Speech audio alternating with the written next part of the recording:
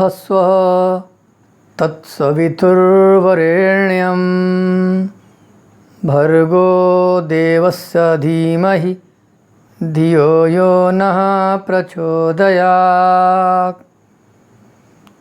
उस प्राण स्वरूप, दुखनाशक, सुख स्वरूप, श्रेष्ठ, तेजस्वी, पापनाशक देव स्वरूप परमात्मा को हम अपने अंतःकरण में धारण करें।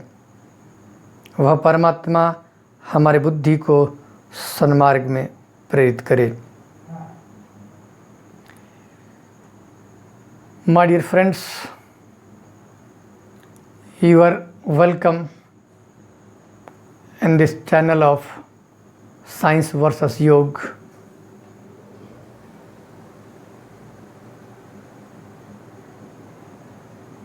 Myself, Acharya Yogeshwar, I am present here with the topic, what are the causes of diseases? What is etiology? तो मित्रों, आज के इस एपिसोड में मैं आचार्य योगेश्वर उपस्थित हूँ और रोग के कारणों पर चर्चा करने के लिए। हमने कई प्रकार के रोगों की चर्चा की, पर ख़ास तौर से हमने शरीर में पैदा होने वाले रोगों की चर्चा की है। लेकिन हम केवल शरीर नहीं है, हमारा शरीर ही केवल बीमार नहीं होता, हमारा मन भी बीमार होता है। तभी तो हमारे समाज में कई लोग पागल दिखते हैं, विक्षिप्त दिखते हैं, उनके व्यवहार में बहुत एबनॉर्मलिटी होती है, बहुत किन्हीं में बहुत ज़्यादा एंग्जाइटी होती है, कुछ बहुत चिड़चिड़े होते हैं, कुछ हैं कि एक ही काम को बार बार करते हैं, एकदम अस्वाभाविक व्यवहार करते हैं, कुछ हमेशा डरे डरे से सहमे से रहते हैं, कुछ को हमेशा किसी न किसी प्रकार का भ्रम सताता रहता है, इल्यूज़न होता है, डिल्यूज़न रहता है।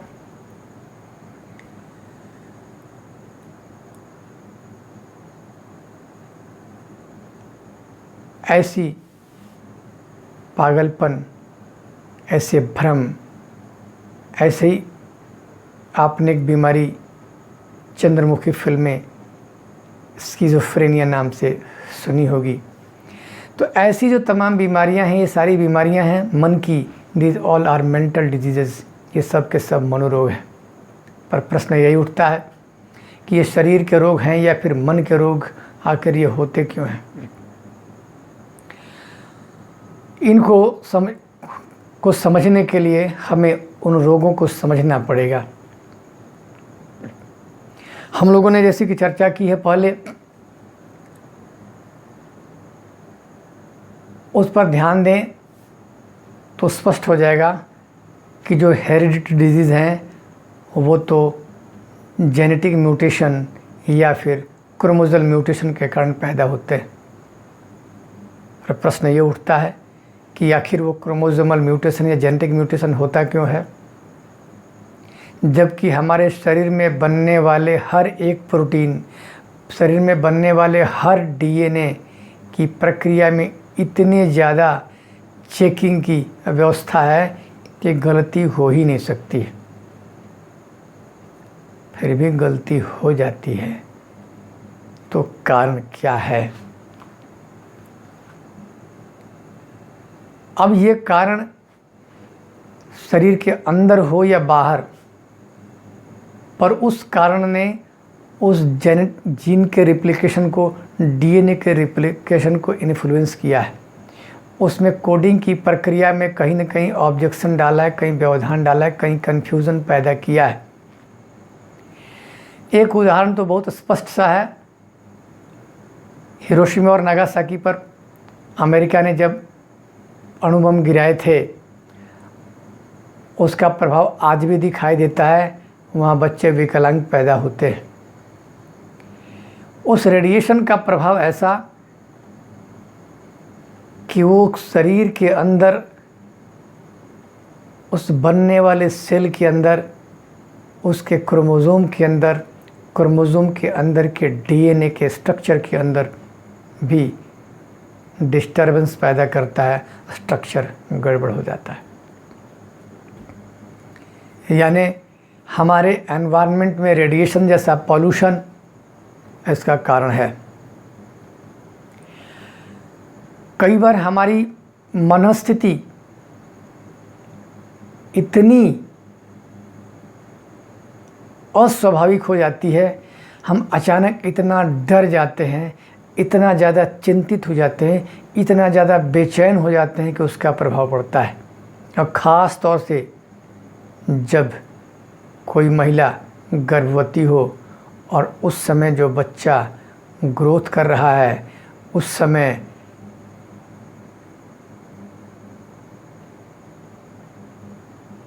ऐसे मनस्थिति के कारण हमारे शरीर का एंडोक्राइन सिस्टम जो प्रभावित होता है, उससे निकलने वाले हार्मोन्स का जो असंतुलन होता है वह प्रभावित करता है स्ट्रक्चर बनने का।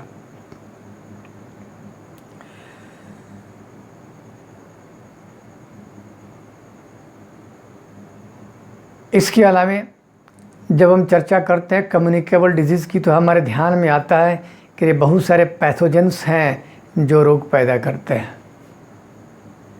यह धरती जिस पर इतनी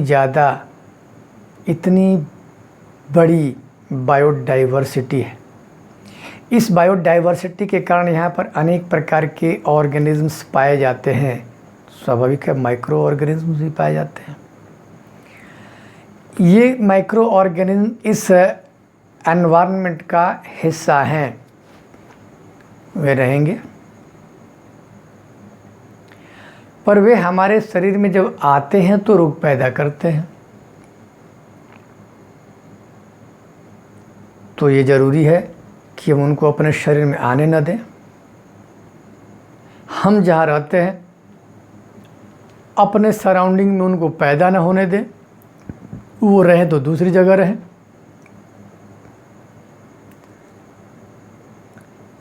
अगर हम ऐसी व्यवस्था कर लें कि वो पैथोजेंस हमारे बॉडी के अंदर आए ही नहीं, तो रोग पैदा नहीं होंगे।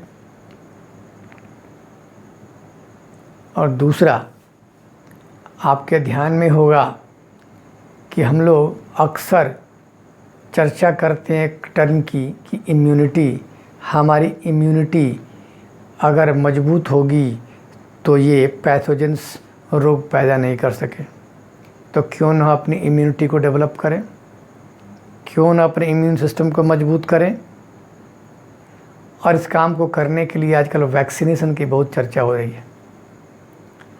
ठीक है, वैक्सीनेशन एक तरीका हो सकता है, पर वैक्सीनेशन के बिना भी तो हमारे शरीर में इम्यूनिटी है। वैक्सीनेशन एक पार्टिकुलर डिजीज़ के लिए होगा, लेकिन हमारे शरीर के अंदर जो व्यवस्था है, अगर हमने उस व्यवस्था को दुरुस्त कर दी तो हर प्रकार के ऐसे पैथोजन से हम बच सकते हैं।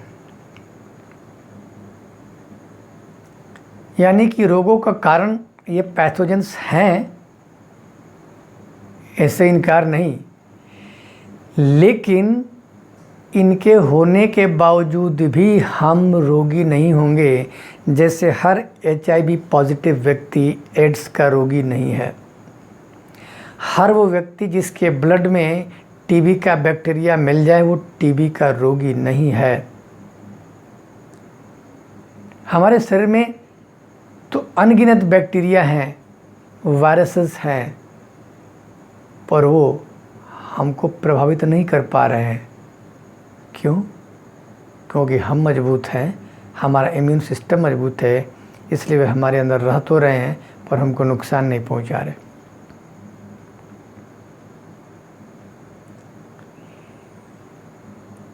इसलिए यहाँ पर ध्यान में आया कि रोग का कारण एक तो पैथोजेंस हैं और दूसरा हमारा कमज़ोर इम्यून सिस्टम है।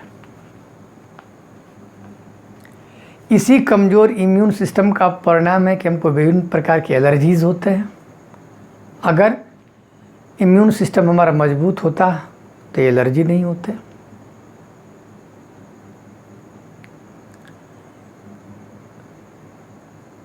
अगर हम बात करें कैंसर के, तो कैंसर होता क्यों है? पर ये ज़रा सोचिए, कैंसर वास्तव में है क्या? दरअसल हमारे शरीर में निरंतर सेल बनने की प्रक्रिया चलती रहती है। जैसे उदाहरण के लिए ले लीजिए, हमारे रेड ब्लड सेल का लाइफ 120 दिन, 120 दिन के बाद वो सब मर जाएगा, तब तो हमारे शरीर में रेड ब्लड सेल ख़त्म हो जाएगा। इसलिए हमेशा रेड ब्लड सेल बनता है और कुछ रेड ब्लड सेल मरते हैं।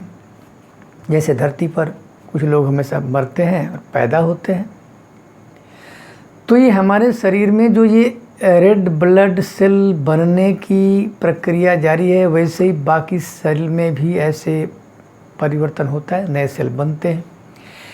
लेकिन सेल बनने के दौरान कभी कभी कुछ एबनॉर्मल सेल भी बनते हैं। वो एबनॉर्मल सेल हमारे WBC के द्वारा नष्ट कर दिए जाते हैं और वो एबनॉर्मल सेल हमारे शरीर में कोई एडिशनल इफ़ेक्ट नहीं पैदा करते, उनकी संख्या भी नहीं बढ़ती है। लेकिन कई बार ऐसा हो जाता है कि वो जो एबनॉर्मल सेल बनते हैं उनको हमारा WBC आइडेंटिफाई नहीं कर पाता और वो सेल, वो एबनॉर्मल सेल बहुत तेज़ी से मल्टीप्लाई होते चले जाते हैं और उसके बाद हमारे शरीर के जिस भाग में वो बनता है वहाँ पर वो एक्यूमुलेट होता चला जाता है, वो स्टोर होता चला जाता है।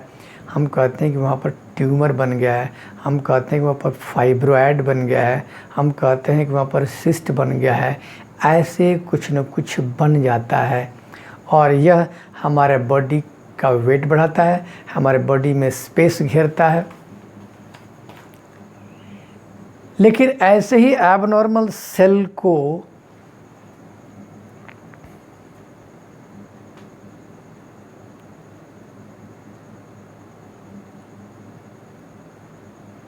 आइडेंटिफाई करने के लिए जब हमारे WBC में कुछ मॉडिफिकेशन हो जाता है,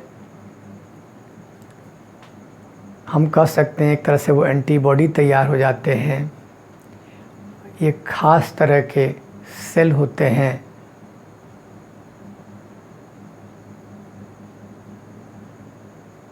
ये प्रोटेक्टिव सेल होते हैं। लेकिन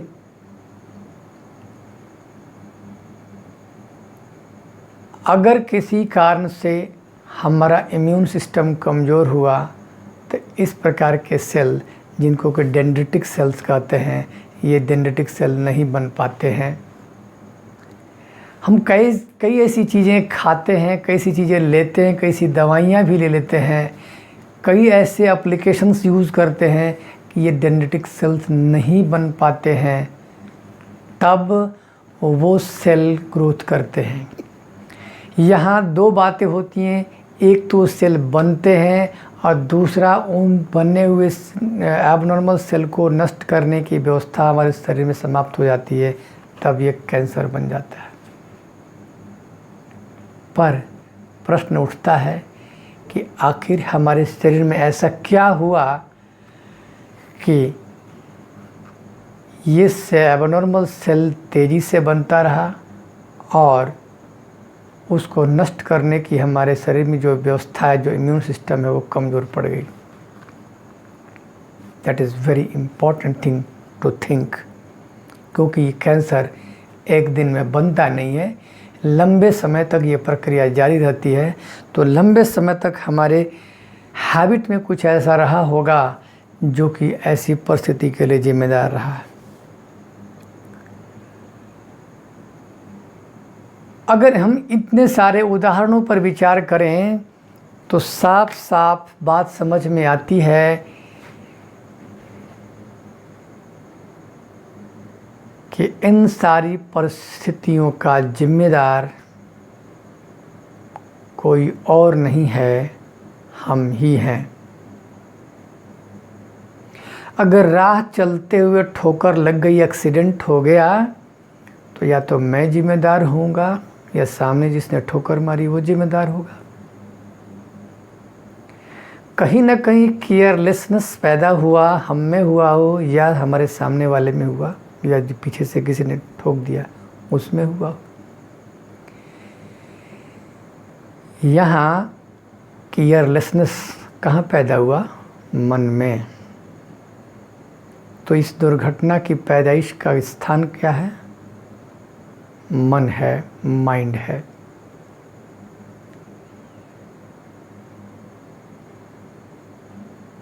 होम्योपैथी एक चिकित्सा पद्धति है।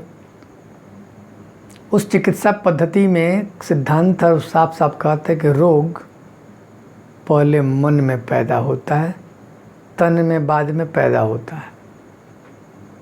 कई लोग इस पर हंसेंगे कि कैसी सोच है, लेकिन आप सब विचार करिएगा, सोचिएगा। एक छोटा सा उदाहरण तो मैंने दिया है। अब इन रोगों का एक कारण है मन, मन की चंचलता, मन का भटकाव, मन का हमारे नियंत्रण में न होना रोग पैदा करने वाला है। हमें मन करता है कि हम हमेशा तली भुनी चीज़ें खाएं, हमें मन करता है कि हम खूब आराम करें, हम काम न करें, हमें मन करता है कि हम एक्सरसाइज न करें, हमें मन करता है कि अरे एकदम पड़े रहें, सांस इतनी गहरी लेने की क्या ज़रूरत है। तो बताइए, इसके कुप्रभाव हमारे शरीर पर होंगे या नहीं? जरूर होंगे। तो अनेक रोगों का कारण हमारा मन है। हम किसी भी बात के लेकर बहुत ज़्यादा चिंतित हो जाते हैं, किसी बात पर बहुत ज़्यादा उदास हो जाते हैं।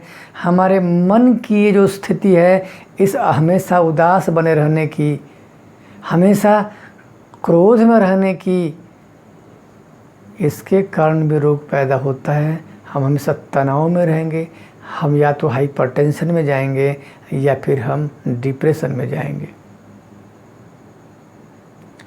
और जो व्यक्ति ऐसे हमेशा हाइपरटेंशन और डिप्रेशन में रहेगा उसको गैस्ट्राइटिस होगा। जो व्यक्ति हमेशा पड़ा पड़ा रहेगा, जो व्यक्ति हमेशा वो गले तक खाएगा और फैटी चीज़ें खाएगा, भोजन पचने के पहले ही वो खाएगा, उसको तो होगा गैस्ट्राइटिस होगा, गैस्ट्रोएंटेराइटिस होगा, एसिडिटी होगा, हाइपर एसिडिटी होगा, अल्सर होगा, पेप्टिक अल्सर होगा, गैस्ट्रिक अल्सर होगा। ये सब होंगे, कोई नहीं रोक सकता। हमें आदत है बिना हाथ धोए खा लेने की। अरे हाथ में जो गंदगी लगी रहेगी वो गंदगी भी तो हमारे भोजन के साथ जाएगी, तब क्या होगा? गंदगी से बीमारी नहीं होगी। These are the habits of working, habits of taking food, habits of treating anything. That is the reason. इसलिए अगर श्रीमद् भगवद गीता में स्वास्थ्य के कारण बताया गया है, युक्ताहार विहारस्य युक्त चेष्टस्य कर्मसु युक्त स्वप्नावबोधस्य योगो भवति दुःखः। तो सही कहा गया है, हमारे फूड और हैबिट्स, आहार और विहार, आहार हमारे तन का, आहार हमारे मन का, हमारे काम करने के तौर तरीके, हमारे गंदा रहने के, साफ रहने के ये तरीके, हमारे सोने और जागने के तरीके, तो ये गड़बड़ होंगे तो बीमारियां तो होंगी ही। रात को हम जगेंगे, दिन में सोएंगे तो हमारे शरीर में असंतुलन तो होगा, हमारा वात पित्त कुपित होगा, उससे होने वाले रोग होंगे, एकदम होंगे।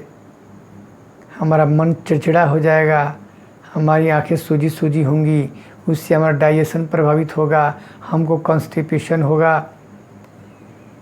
ये तमाम तरह के प्रॉब्लम पैदा होंगे।